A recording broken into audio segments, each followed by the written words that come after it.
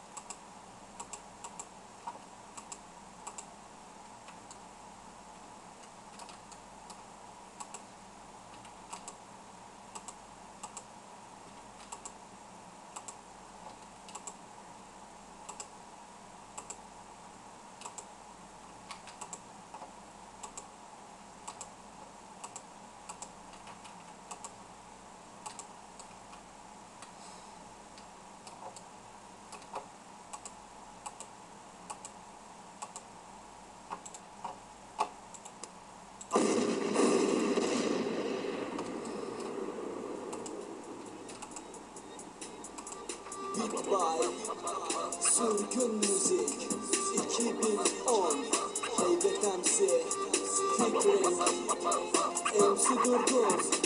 Rolya çabenin ülkede Derdi dilimin bir girane Birinde herkes nizane Gelme istemem sen gibi zalimi Yaktım yıktım ömrümü hain Dönmesem bana bas git yoluna Derç minberde hain dünya Derdim girane kıldı bari Rüyemin erken ev cezale Nizanım çıktım ev cehale Birinde ev dilimin Nakade isyan ne bu derman Dünya nagereli serserimin Ev yarraş bir yeri ver kabemin Kendini bile bile sen ateşe attın olmadık yerde Kalbimi yaktın senin içindi ağırdı saçlarım yaktım yıktın şerefsiz aşkım Sana gel diyemem bas git yoluna son bir şartı verdim ben sana tepeledin aşkımı bakmam bir daha Cennetim olsan gelmem kapına Vur vur parçala kalbi attı bu ömrüm bir su misali Beddua etme bile değmezsin sen var ya sen tam bir döneksin Rolya çabenin ülkede Derdi dilemin bir girane birinde herkes nizane Gelme istemem sen gibi zalimi Yaktım yıktım ömrümü hain Dönmesem bana bas git yoluna Durgunluğumun bir sınırı var Yaralı bu kalbim her gece ağlar Durdum baktım yalancı bir yer Sevmişim ben derdime bağlar Dağ gibi dertler akşamı bekler Zıvanım elimde cigarayı gönder Sen beni öyle bir hale koydun Benden sonra kim seni ister Ahımı aldın neden böyle